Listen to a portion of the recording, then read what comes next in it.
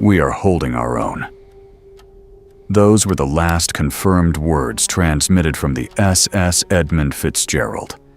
The sentence did not sound like a distress call. It did not ask for rescue. It did not say the ship was sinking.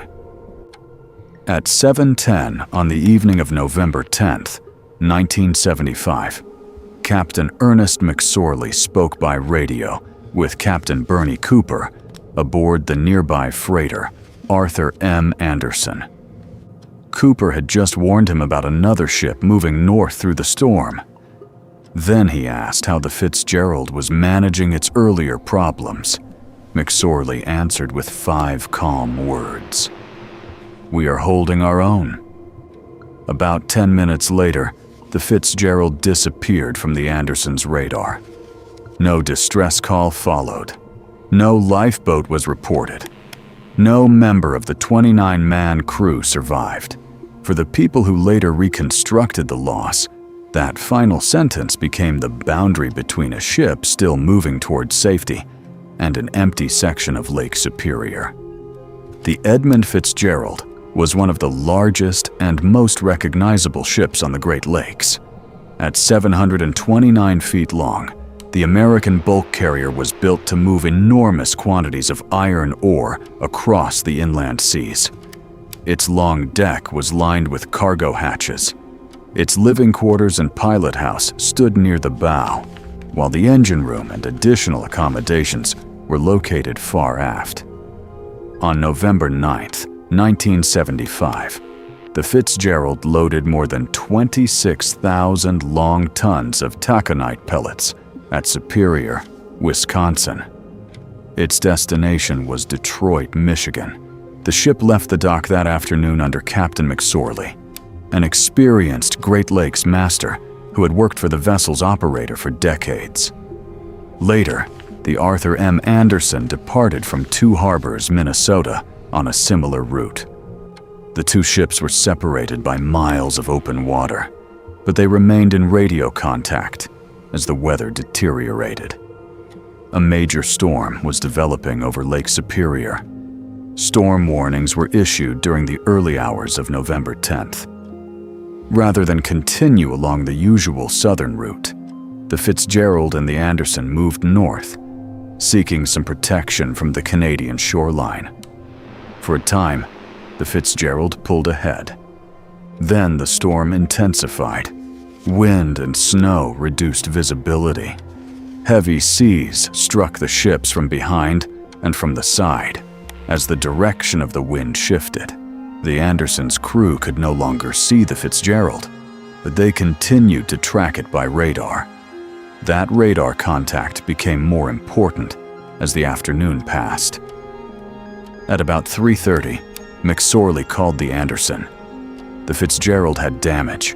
A fence rail was down. 2 vent covers had been lost. The ship had developed a list. McSorley said the pumps were operating, and the Fitzgerald reduced speed so the Anderson could move closer. The report was serious, but it was not yet a declaration that the ship was in immediate danger. Large freighters on the Great Lakes were built to endure difficult weather. Crews expected ice, waves, freezing spray, and violent autumn storms. But the Fitzgerald was losing systems one by one. At about 4:10, McSorley reported that both of the ship's radars were no longer working. In a snowstorm over open water, that meant the Fitzgerald could not reliably see the shoreline, nearby vessels, or its exact relationship to navigational hazards. McSorley asked the Anderson to track the Fitzgerald and help guide it toward Whitefish Bay. Captain Cooper and his officers began giving the Fitzgerald positions and courses by radio. The Anderson could still see the Fitzgerald as a mark on its radar screen. The Fitzgerald could no longer see itself. There was another problem. The radio beacon at Whitefish Point was not operating. The beacon should have helped ships identify the entrance to the bay.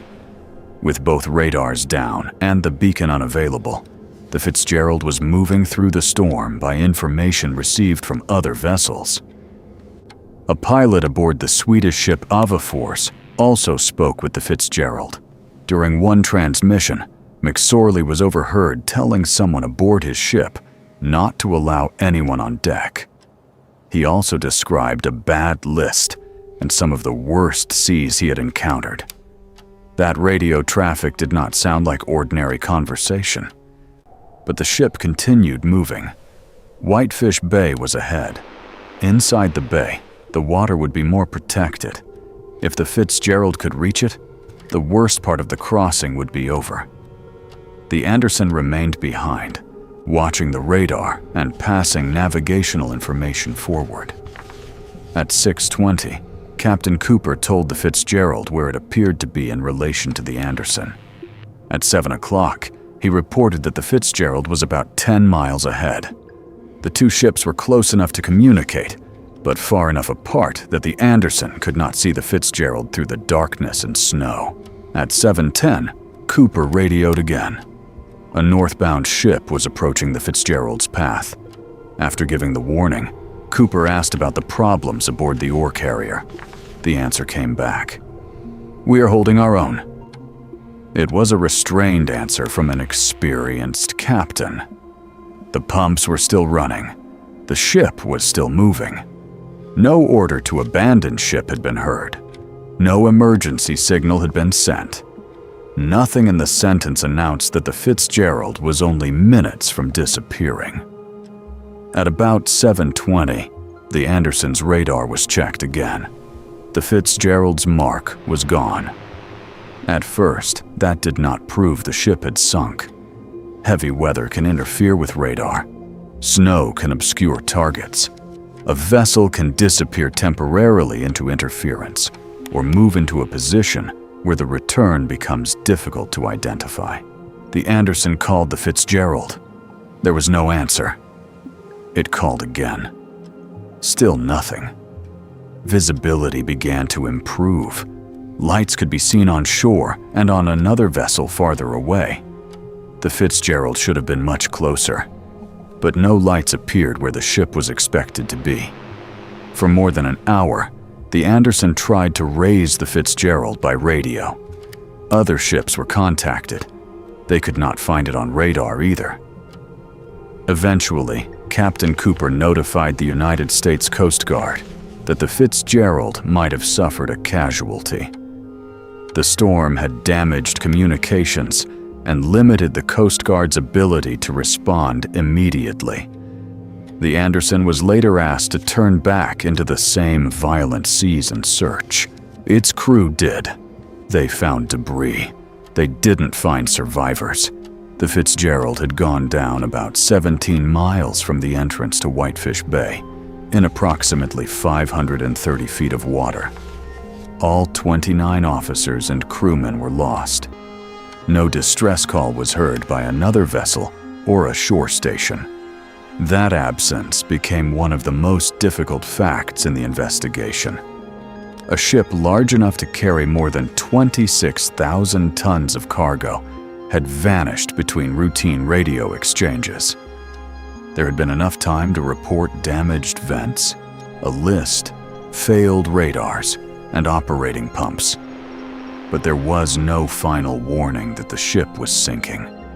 There was no recorded explanation of what happened on deck or inside the cargo hold during the last minutes.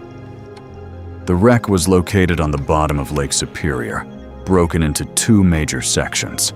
Official investigations examined the weather, the ship's loading, its stability, hatch covers, possible grounding, flooding, hull strength, and the crew's operating decisions.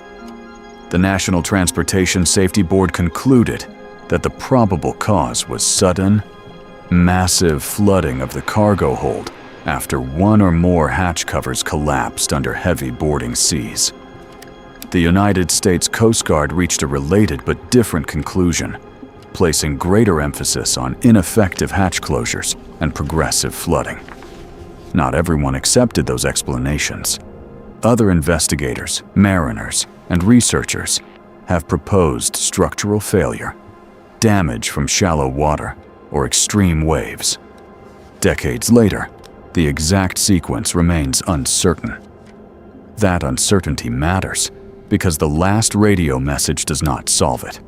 "We are holding our own" tells us the ship was still under command. It tells us the captain knew the Fitzgerald had serious problems, but believed it was continuing toward shelter. It does not tell us whether the final failure came gradually or without warning.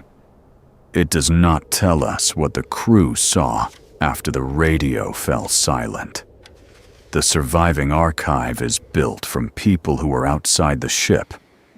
Captain Cooper and the officers aboard the Anderson remembered the radio exchanges and tracked the Fitzgerald's final movement.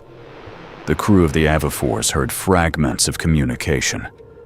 Coast Guard and NTSB investigators collected testimony, weather records, technical documents, radar positions, and underwater evidence. Those records preserve the final hours in unusual detail. They show the Fitzgerald changing course. They show the damage reports. They show the failure of both radars. They show another ship guiding it toward Whitefish Bay.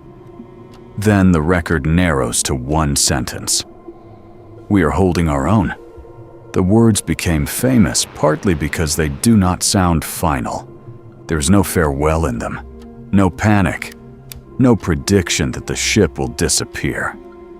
They sound like the kind of answer one captain might give another during a difficult crossing, expecting the next radio call to come a few minutes later. But the next call received no reply. The Anderson kept watching. The radar remained empty. And the ship that said it was holding its own was never heard from again.